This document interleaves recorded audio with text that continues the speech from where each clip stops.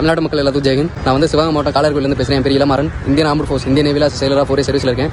எதுக்கு இந்த video record பண்ணுறேன்னா, நான் வந்து போன வருஷம் 2024 ஜனவரி மாதம் லீவுக்கு போயிருந்தப்போ என்னுடைய அம்மா பார்த்தாங்க. ஒரு 60 வயசுக்கு மேலே இருக்கும். அவங்க வந்து ஒரு மிகவும் கொடூரமான முறையில் கையெல்லாம் வெட்டி அவங்க போட்டு அந்த நகையை திருடுறதுக்காண்டி பேசோடின்ற ஒரு கிராமத்தில் வந்து கொண்டு வந்திருக்காங்க. இது சம்மந்தமாக வந்து போராட்டம் பண்ணால் அக்யூஸ்ட் வந்து கைது பண்ணுன்னு சொல்லிட்டு ஆளுலாம் சொன்னாங்க. ஆனால் வந்து நான் வந்து பண்ணல. அன்னைக்கு போலீஸ் மேலோட நம்பிக்கை நண்டி. இப்போ வந்து 2025 ஜனவரி ஆச்சு. இதுக்கிடையில் 1 வருஷம் ஆச்சு. இது சம்மந்தம் எந்த ஒரு நடவடிக்கை எந்த ஒரு அக்யூஸ்டுமே கைது பண்ணல நம்ம தமிழ்நாடு காவல்துறை, குறிப்பாக நம்ம சிவகங்கை மாவட்ட காவல்துறை.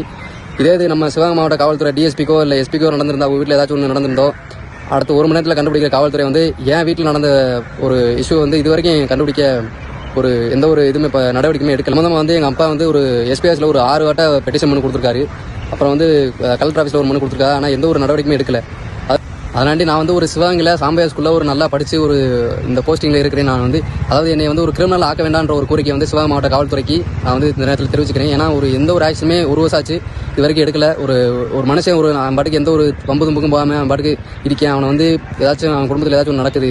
ஆனால் வந்து இப்போ காவல்துறை நம்ம தமிழ்நாடு காவல்துறை வந்து வேடிக்கை பார்க்குது அப்படின்னா எவ்வளோ கோவம்னு உங்களுக்கு தெரியும். அதனாண்டி என்னை வந்து ஒரு கிரிமினல் ஆக்க வேண்டாம்னு ஒரு கோரிக்கை தெரிவிச்சுக்கிறேன். அதே மாதிரி இந்த வீடியோ வந்து நம்ம தமிழ்நாடு ராணுவ நலச்சங்கம் மற்றும் நம்ம தமிழ்நாட்டு மக்கள், குறிப்பாக நம்ம சிவகங்கை மாவட்ட மக்கள் வந்து ஒரு சிஎம் நம்ம சீஃப் மினிஸ்டர் மு.க. ஸ்டாலின் அவர்களுக்கு வந்து தெரியப்படுத்தி இதுக்கு வந்து ஆக்ஷன் எடுக்கிறதுக்கு நான் வேண்டிக்கிறேன்.